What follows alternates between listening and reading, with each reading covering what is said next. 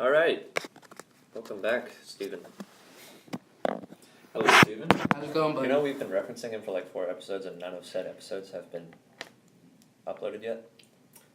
So he's going to listen to all these in one sitting, and he's going to be like, oh my god, they really care about me. Yeah, And we do, Stephen. We do. Don't you forget that. of course. I agree. You know. All right, so I believe the plan was the American Dream. Oh, yeah. That's That what I- was a while ago. Okay. Yeah, it's been a while. I actually had to turn in an essay this week in film about gangster movies. Which, well, Okay. they're Gangster movies. about the American dream in a lot of So ways. would The Godfather qualify as that, or is he's like that's like a prototypical gangster movie, right? It's kind of the gangster movie. Right. Yeah. That's actually a good analogy, because the opening line of that movie is like, "I believe in America," and this guy talking about how the American justice system has failed him. So in the essay, I argued that it's kind of a scam, and I really argued that in order to take the American, in order to fulfill it, you have to be inconsiderate of everyone around you. Like the way you succeed in America is by stepping all over other people. Okay. So, I guess that's... Do you or do you not agree with it? That's the only way. I do agree with it. I was talking to him. Oh, I know. I was going to say, because yeah. I wrote a 4-page essay on it. Yeah. Okay. I would think you'd agree with it. I mean, maybe you could Someone be needs to devil's not advocate. agree with it. Like super devil's advocate. Well, so are you saying just in any capacity when you get ahead, other people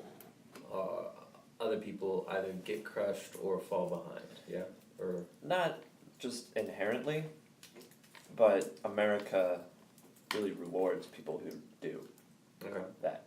And they are able to stamp out anyone who wouldn't. Well, we can look at certain traits that would lead one to succeed, or I'm speaking about succeeding broadly, like making more money or having more influence or blah blah blah, right? Okay. Or excelling in your career or honing your craft, blah blah blah. So there are certain qualities that what was the word you used for like inconsiderate? Okay, yeah. So there are certain qualities that would be inconsiderate, but that do predict success. Okay, so for instance, disagreeable personalities versus agreeable personalities, right? Okay, so somebody who has an agreeable personality would be less likely to do the kind of self-advocacy and standing up for yourself and confrontational behavior that maybe would be required for like seeking a promotion or asking for a pay raise, right? An agreeable person might just go with the flow and not raise any hassles and just kind of, not make a fuss. Whereas a disagreeable person would make a fuss and would seek out that confrontation and would try to, get ahead. And then you can just use that. That's actually a pretty good predictor for how well you'd be paid. So disagreeable people, on average, are paid more than agreeable people. Okay. Yeah. So is that what you're kind of talking about? I don't know, I was thinking more broadly. So like, pretty easy example is like Standard Oil, Rockefeller. Okay. Right? Right. Did a lot of horrible things in my mind. Okay, and he got ahead. He plowed over other people. He ruined people's lives. And he was ultimately damaging the economy even by the time he was broken up. Yeah. Now, so the point is, like, he got to where he did by being ruthless and by being like by being smart, yes, but he was smart in that he was ruthless, you know. Mhm. And in doing so, he was like just destroying other people who were not ruthless, who were not, you know, inconsiderate or quote unquote evil, you know. Like people who would not be the villain in a Disney movie, right? You know, Mhm. who like were trying to be fair business owners and like fair to their workers and maybe fair to the environment and all that stuff, but you just don't have as much money when you do that, so they got run over by someone who didn't care. Mhm. And so the system kind of encouraged someone to not care and Okay. to Yeah, be yeah. inconsiderate. Do you think the system has progressed since then, or do you think it promotes the same qualities? I'd say it promotes pretty much the same qualities. We don't see that quite happening like on oil fields anymore, but I'd say we still see, like pharmaceuticals is probably the big one now, Mm. Yeah. where people are like, all right, I need to make more money, so I'm gonna ramp up this like life-saving drug, Mhm. Yeah. 300% in Sure, yeah. price, and like now people who need it are getting screwed over so that these guys can get more Slight tangent. successful. I actually read a thing that the guy who found the polio vaccine decided not to patent his creation so that the people who need it could obtain it more easily. Mhm. So that's just a little. That's an example of. I mean, it's not really even like a counter, but that's just like someone who Yeah, just isn't. Someone who's doing, I guess, the right thing, but still succeeding. I'm not sure if he won the Nobel Peace Prize, but I don't think he'd win the Peace Prize. I'm thinking of someone. I'm thinking of something else. There was a guy who. Might I was reading like some posts about just doctors in general. Yeah. Mhm. But yeah, So who disagrees with me? This is gonna be really boring if no one's arguing against me. yeah. Well, I guess I could still say. I mean, let's see. Yeah, for me, we want to also look at the. I mean, this is kind of going into the history of economics, but like what was the system that wait, I'm hearing a slight echo, but anyway, what was the Echo. system that capitalism emerged from? So we could talk about mercantilism if we wanted to. Yeah. We could talk about feudalism Right. if we wanted to. And in arguably both of those systems, more clearly in feudalism, the alienation between my labor and my reward was a lot more stark than Right. it would be in the capitalist system. What would people get in feudalism? Like, Right. So the idea is that I'm working within the hierarchical structure of my feudal lord, say, right? alright, And the reason for that feudal structure is for that feudal lord, right? Mm-hmm. Okay. Now, the same could be said of like I'm working in this company, and you know the reason for that company is for you know the CEO to succeed. Okay, I think it's a bit harder to make that argument, especially when we take into account competition. So that CEO will probably want to make as much money as possible, right? Yeah. Okay.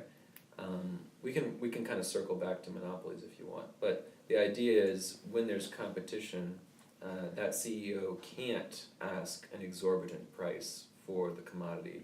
Why? Well, because his competitors will just Right. undercut him, and Exactly. then he'll go out of business. Okay. So that CEO actually has an incentive to provide this product at reasonable cost. Right. And so what capitalism does in that scenario is it kind of, not only does it incentivize altruism, it kind of forces altruistic habits on people. but it's interesting because it's like Yeah. altruism for non-altruistic ends. You know what I mean? That's true. It's everybody pursuing their own self-interest, right? Yeah.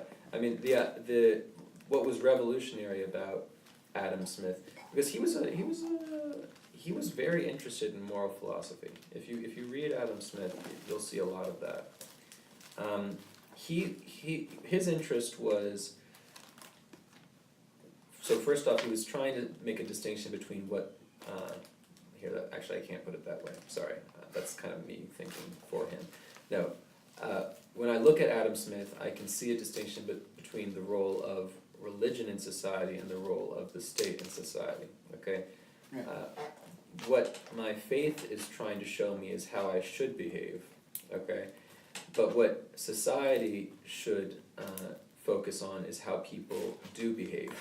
Yeah. Okay, so let's not create a system that's only functional based on idealized projection of human behavior.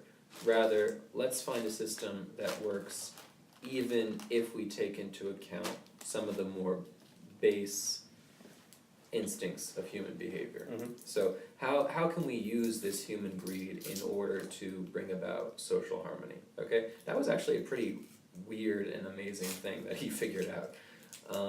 Yeah. Now, there are obviously market failures. So you brought up monopolies. Monopolies are a huge market failure. Why? Why is it a market failure? Well, because actually altruistic behavior isn't forced in that situation, right? Yeah. Mm-hmm. Right?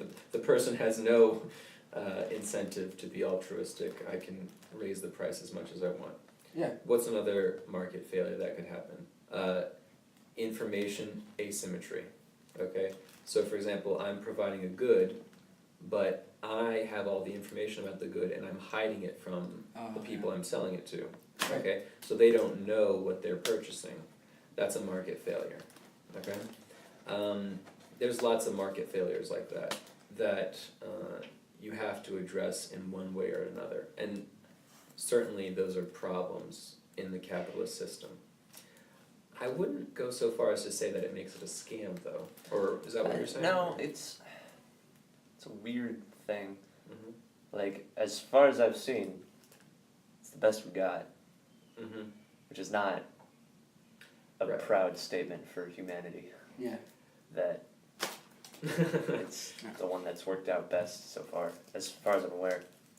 Yeah, I'm very Like- pragmatic here. I have no utopian goals for government or economic structures. So what would it take for a utopian system to unfold? Everybody would have to be perfect. Okay, that I'm not waiting for, that to just pop out of nowhere, right? Yeah. Of course. So, but what other market failures? I mean, and then sometimes market failures are addressed through, like insurance, for instance, is a failure that is addressed. So I I don't like insurance. but insurance can also be. I don't have anything against like auto insurance, but Yeah, let's get back to the American dream. 'Cause Okay, I feel sorry, like yeah, we're we a little kind way of gone off away. that. Yeah, American dream. So the idea is, Yeah, why don't you provide a definition Yeah, for the American let's- dream, and then we can work off of that. so my understanding is that the idea is regardless of where you are socially, in terms of money or Economic. So that's, or like race or place or whatever, you can succeed, Mhm. right? no Like matter your background or through upbringing. hard work and discipline, Mhm. you can get, Anything you want, basically. yeah, pretty much, like the sky's the limit, that sort of thing, Right. which I don't buy into. And I think the issue is like right at the start. Okay, so I kind of set us up to go off the, in a weird direction right at the start by talking about how like, ooh, it's immoral, but like, maybe just from the beginning, like, it's not guaranteed. Like, not everyone has a chance, I don't think. Yeah. Someone disagree with me, come on. No, I think you're right about that. I remember when you were telling me about it last week or like a couple weeks ago. There's something else I disagreed with you about, but I think you're right about that. Because if you have Okay, you have your standard guy, like upper middle class upbringing, not part of any kind of minority in where he lives. Gets good education, good job, all that stuff. He'll be fine. He can. The American dream would apply to him in that case. But if you have some sort of if you have a mentally disabled, physically handicapped, minority member who's like under the poverty line and all that stuff with poor upbringing and all that jazz, obviously, I mean, in theory, if they were able to put in the amount of work that required them to succeed to the same level as person A, then maybe, but there's no guarantee. There's no promise that sheer hard work alone will be able to overcome their disabilities. So it's not like 100% of the time kind of thing. So basically, we're all in agreement. Yeah, if we're speaking in terms of absolutes, I'm gonna agree, right? So because you're a Sith. so no, yeah. so I didn't want to say it.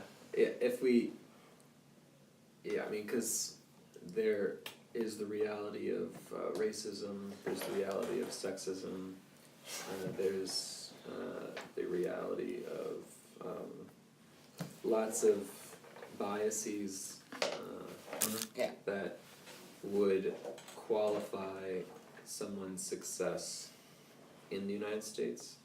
Exactly. I still think that they could succeed, but it would be in spite of those things, right? Exactly.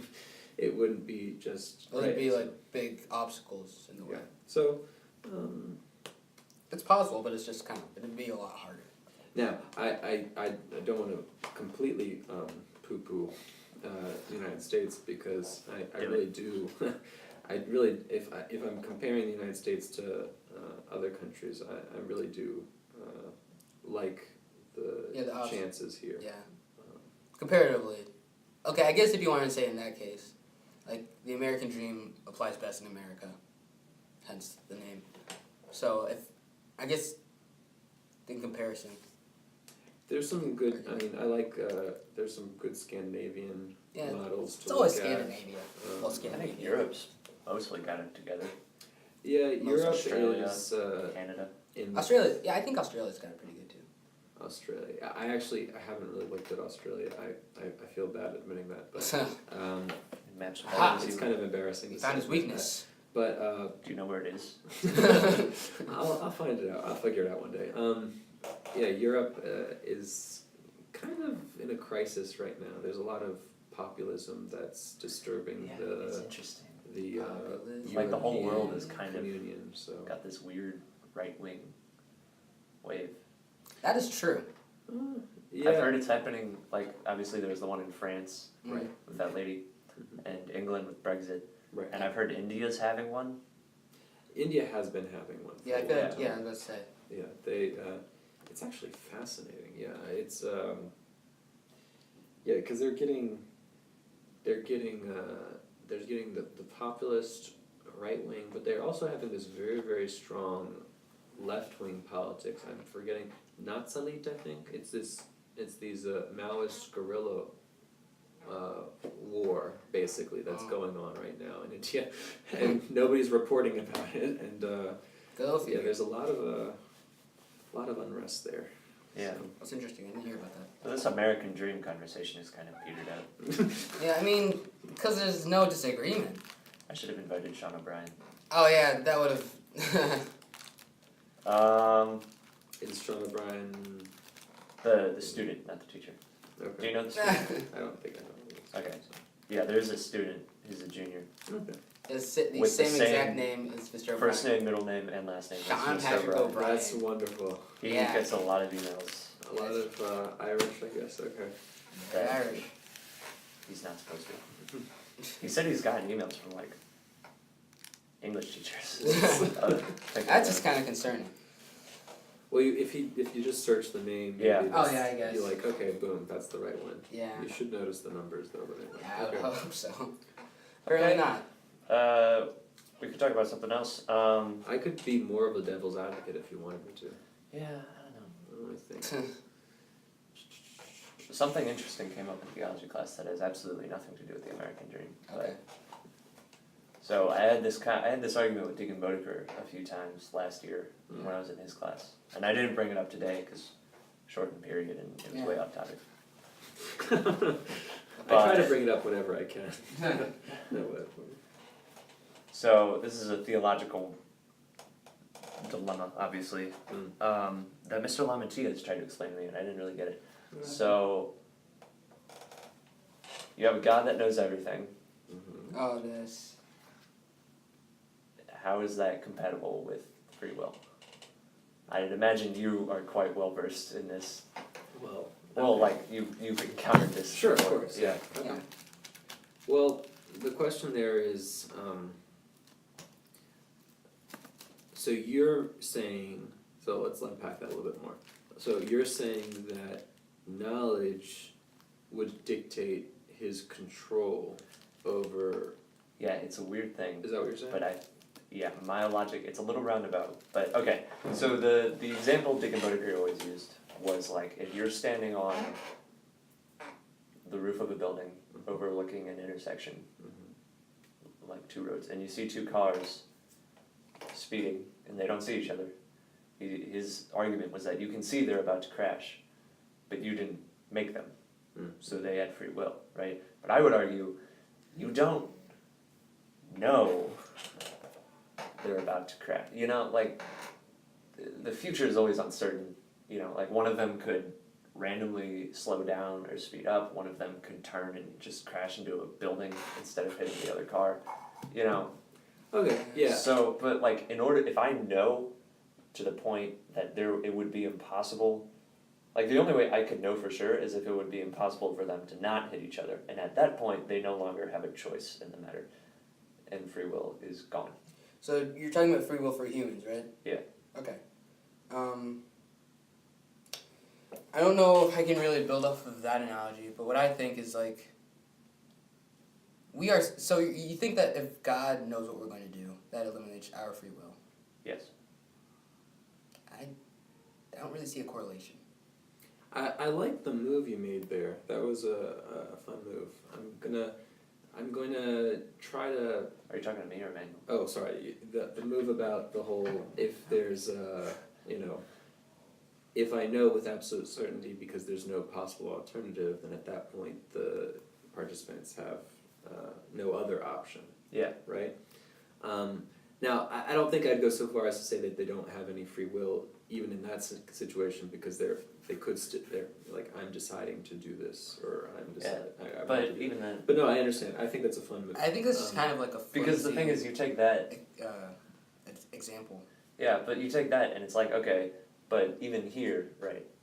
It's not perfect because I know that if I do know, right? Yeah. I only know once I'm on the building and once they're already speeding at each other. God would have known, billions of years ago when he created everything. Again, so this is what I'm gonna push back against. Okay. Because you're talking about God in temporal terms. So it's not that God knew ahead of time and then there comes the moment and oh look, it turned out the way I predicted. Yeah. God is atemporal, so he Time doesn't apply. exists and witnesses all the time. Okay? Right. So it's not that God's there at the top of the building and he's seeing them approaching and then he knows it's gonna. God already saw the crash. Okay, he saw that and he saw them speeding towards each other. He's witnessing. So it might almost be think of somebody who's just like seeing everything that's happening all over time and space. Right. Okay. Okay. I'm unsure how that would make that person causally. I'm unsure how that would causally determine what that person's seeing. Do you see where I'm coming from? Okay. Yes. Okay. I think. But it's a bit more complicated because certainly God created the world, okay, and given that he has created the world in a certain way, certain events are bound to happen based on those like original conditions, right? Mhm. Yeah. So I think Leibniz covers this, and Leibniz would agree with you. Everybody hates Leibniz, but I think he's great. Therefore, everyone hates No, Padre. no, I no. think that makes sense. No, Sounds about right. Leibniz What do you call those things? would maintain. We're not going to go into that. With but the yeah, M? monads. Monads. Yeah, there's nothing more wonderful than monads. Okay, but, yeah. that would take way too long to get into. Yeah, so he would agree strongly with you. So he would say that everything in the realm of the physical is determined, okay? Yeah. So it's not just that God knows what's going to happen, because that's certainly true. It's that God has already determined what will happen, okay? Yeah. So Leibniz believes in that, Calvin believes in that. Right. Gotta love the continental rationalists. So he's these are some tasty people. Spinoza and Descartes believe in that? Spinoza believed in that. Descartes did not believe in that. Yeah. So the reason why the reason why Spinoza and Leibniz do believe in that, you wouldn't agree with them, and then Calvin came to some very unfortunate conclusions based on that premise, right? Yeah. So I don't know if we want to get into all of that, but the idea is that some people God has predestined for Oh, is that hellfire. where he gets The predestination, yeah. Yeah. Okay. So because God That's God interesting. has ordered everything and predetermined everything, Yeah. and then Calvin has to wrestle the fact with, well, but some people are going to hell. So how does he reconcile that? Well, yeah, God wanted them to go to hell. So that's an unfortunate conclusion. Pretty sound logic if you ask me. But it works if you kind of see where he's coming from. Pretty sure that's just party logic, because if you're already bound for heaven, then you can party all you want on earth, but you're already going to go to heaven no matter what. And if you're already bound for hell, you can party all you want. You can't change the fact that you're going to go to hell. That actually opens up a huge discussion that is still very interesting. So because we do have such a thing called the Protestant work ethic, okay? Yeah. We have that idea. I think Weber is the one who coined that term. But what Calvin is arguing at that point is, because it's not that you're, oh, I know I'm saved, therefore I'm going to do whatever I want. Yeah. No, it's because I am saved, I'm going to live my life according to God's law and be a productive member of society and blah blah blah, right? Mm-hmm. That's what he's trying to go for, and that's the whole school of Reformed theology, which actually is taken up by the Anglicans and then all the other splinter groups from there. So it permeates a lot of Protestantism, but I want to go back to why I would still disagree with that, this point of view. So even though God does, create everything and blah blah blah, there's preconditions. We still do have will and rationality and the ability to reflect, and that I think is what frees the human will, as opposed to, say, the animal will or the plant will. I'm going to even use that word because apparently I'm Aristotelian right now. Yeah, so the animal can't reflect on himself, he can't reflect on his heritage, or So there's no self-reflection, is the animal and so therefore there's no free will at that point. Oh. Okay. So the animal is predetermined. The animal is determined to act based on instinct. Yeah. So it's determined. So it still goes, okay. Yeah. It's not quite free will. No, I wouldn't call that free will. I would say humans, and any other being Yeah. that would have sentience and language and all right, that right. would have free will as well. Do we know any animals that are... So, how does self-reflection give you free will? Well- It's sort of like self-awareness, kind of. Because, Okay. You know who you are, and well, he was in his. Well, the idea is that we first have to acknowledge that we aren't qualified in any number of ways, right? I'm not going to go so far as to say that how we're qualified eliminates free will, but let's be honest about how we're qualified, right? We didn't choose what time period we were born into. Yeah. We didn't choose what country, what state, what hospital, the genetic makeup of our parents, our genetic makeup, Of course. the language that we were raised in, the blah blah blah, right? We didn't choose any of that. So certainly that's going to qualify the way in which we think and the way in which we engage with the world. Okay, but even still, so this is Sartre actually, and I am extremely reluctant to bring up him, but so Sartre points that out. So the idea is you actually can't be a being in the world unless you're thrown into it. So that's the philosophical word, thrown, right? Oh, okay. Because, and it's in the passive, right? Because I didn't do the throwing, Yeah. right? So to Unless be you're a God. being in the world is to be thrown. Okay. So you can't have control over your own. There are You can't be the factors that qualify your engagement in the world that you have no control over. Okay. So But that's true of every possible. The only way that you can be a being is if that's the case. If okay, you're yeah, that thrown. makes sense. You have to be created, basically. Yeah. You can't create yourself. There's no such thing as a non-thrown being in the world, right? Does that If you're in the world, you have to be thrown. does that factor into God? Because like he Well, would. yeah, right. He's not a being. He's in not the a world. being, right? Okay, because he never Mhm. had a beginning. Yeah, so he wasn't thrown. Okay. Okay. So let's He's just just an accept that ing. we're thrown, okay? But Sure. even being thrown, we can still reflect on our thrownness, okay? Okay. And then decide which parts we want to highlight, which parts we don't want to highlight, whether we want to eliminate this or eliminate Okay. that. That's something that an animal couldn't do.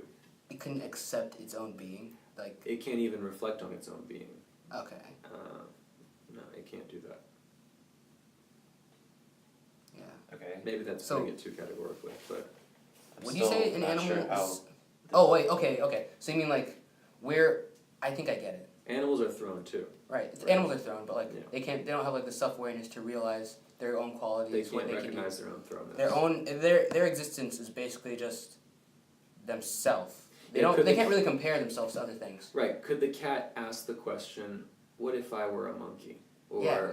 Okay. how would my life be different if I were a jellyfish? Or Yes. right, that's Right. not, It's like a human can Okay. say, what if I were black? Okay. Yeah. How would my life be different? Like that's something that the human can ask. Okay. Can think about. I get that. And I'm just I'm And not you sure don't how like this, that Are I'm you not still sure how trying to this relates. connect to free will? yeah.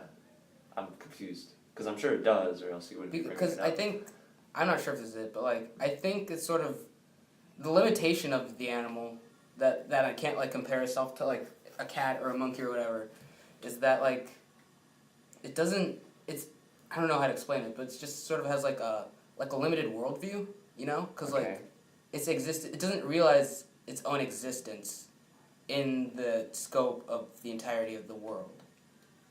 If that makes sense. Yeah, that makes total. I'm in total agreement with you here. Yeah. I'm Okay, waiting I- to see how yeah, this the ties free into will my thing. argument. I don't know how to, because like, I explain really that. don't understand how it does. Well, I see I mean- why it would make sense to you, Yeah. because I want to make it clear that having free will doesn't mean you're unreasonable, right?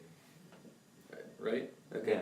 So for a lot of determinists, their premise is, well, if something happens for a reason, then we can look for that reason, and then all reasons have explanations, and when we can look up the factors for those explanations have explanations for their existence, right? And then boom, boom, boom, everything's connected and determined, right? Okay, that's how the determinist works, okay? I'm arguing reason actually, thrownness is a precondition for being, okay? And the ability to self-reflect and choose what you want to highlight and what you want to discard that is free will. That's the human exercising choice over not only their actions but also their character. Okay. Yeah, I think that's if you want a definition for free will, I think that's all you can really hope for. And without God, that makes total sense to me. But when you throw in the I'm still the on linking to that. the God thing. Oh, okay. Yeah. Wait. Why does God not? Okay, so you said Yeah. So God. I was waiting for you to tie in the animal thing to the God thing. No. So God knows what the human being will end up doing, but that doesn't change. That doesn't. He's not the one that's causing the human being to have that thought, right? Now there are some philosophers who do think that. Malebranche. Okay, he's an occasionalist.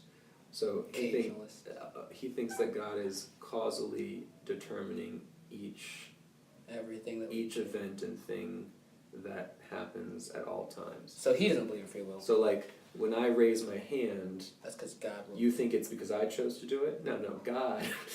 So it's just Dave's woke the lifestyle. God is choosing everything. Yeah.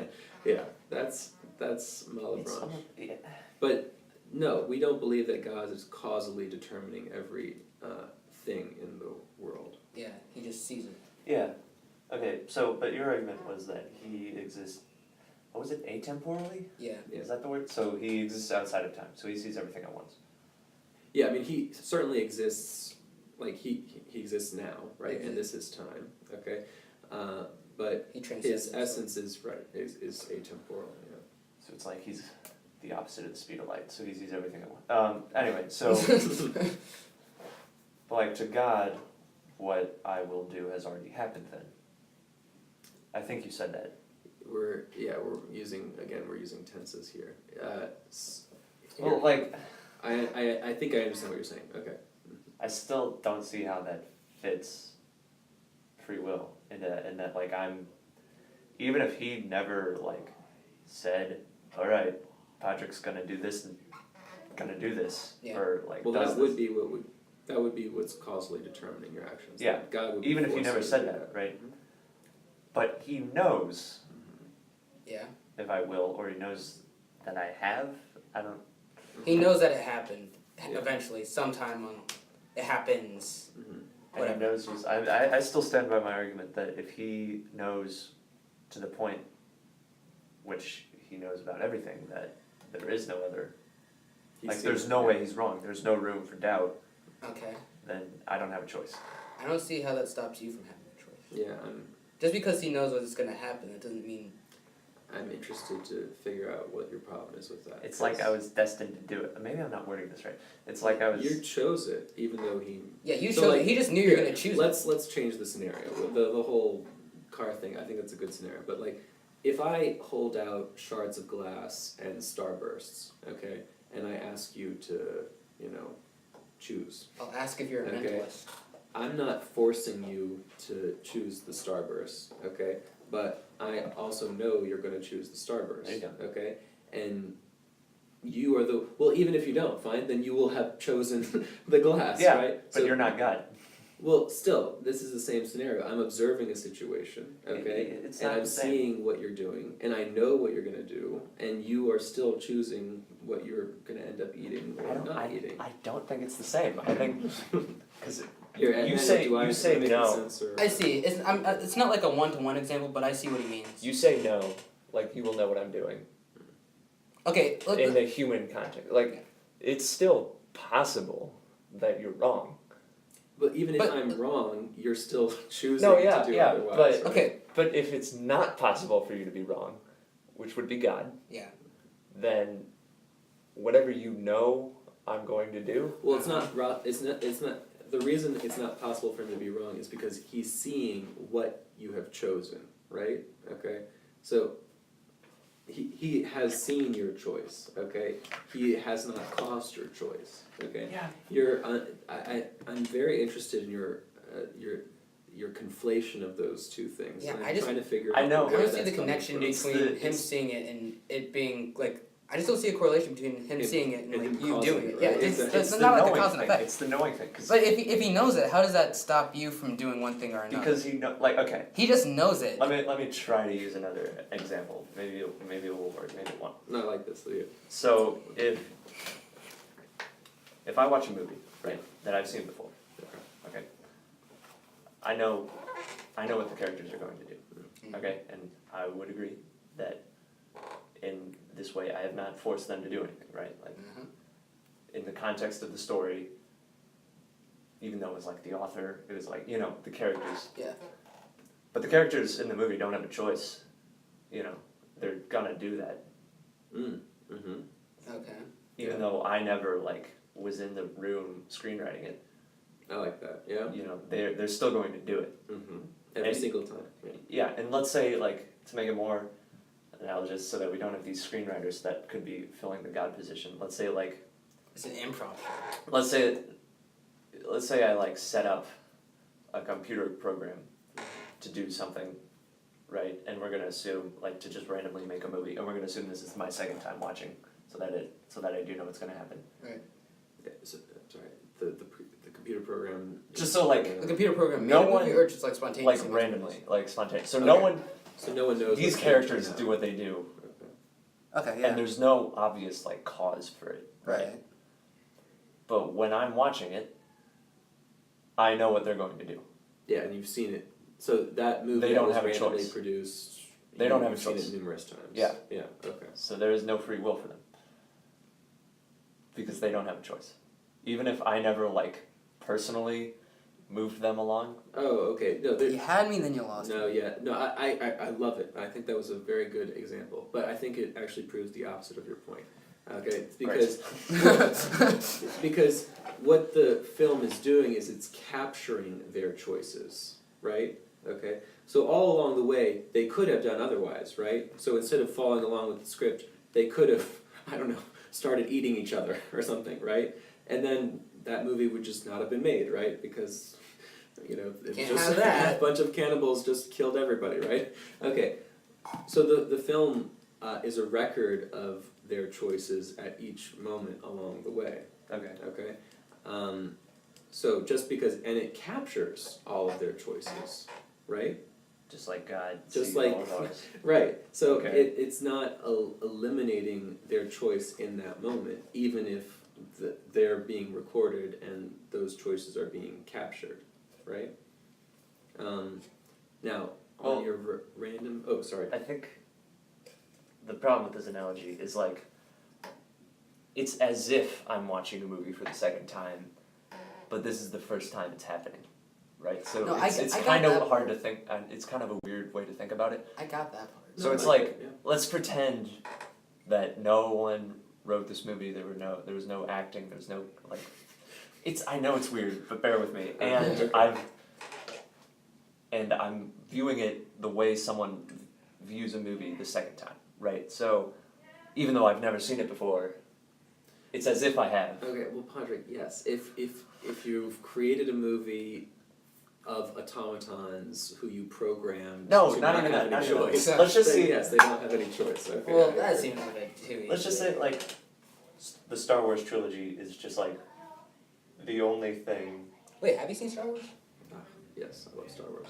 Okay. is like the only thing that exists. Like I know this is weird, Oh, I like and that. I'm trying to. So I might be failing miserably, but I'm trying to explain myself. No, I so like like this. Mark Hamill does not exist, but Star Wars does. Okay, Don't yeah, wanna so live we're on the with Star Wars. Are we in the universe? No. No, we're Just the movie. The movie. Okay. The movie itself, none of the actors. It's just I love this so much. Okay. Go. Yeah. And This is great. like, geez, Just- no, okay. No, And- I love 3 this. tapes and a VCR player, and that's it. And no VCR player. Well, actually, there And- is no VCR player, right? But like I you know can, this. the but movie. you can see it. Alright. So like the Events memory of the movie. are happening. Yeah. It's just like Yeah. And even though this is the first time the movie is playing, you know what's going to happen. Okay. Does Luke Skywalker have a choice? Well, he And what doesn't happens? exist. I thought only the movie existed. You know what I mean?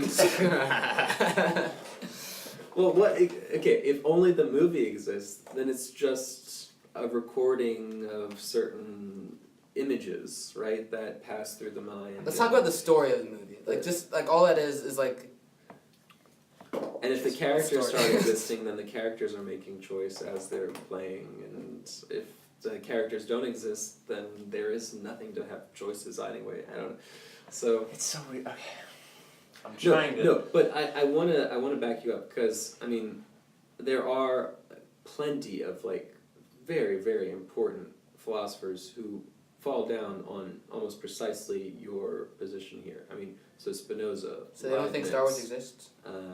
All the Stoics. So just look at Epictetus, and I could name more, but like Marcus Aurelius Seneca, blah blah blah, and what's another major, and then Malebranche, right?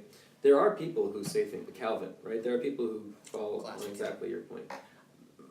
I think, and they're trying to solve, or they're trying to explain certain problems that they notice in the world, right? Oh, yeah. I just think their solution ends up creating far more problems than it solves. That's where I come down on. I still think that, I still see the intellectual beauty of it, and I think it's really amazing. And it has a good deal of explanatory power. I just think it creates more problems than it actually ends up solving. Such as?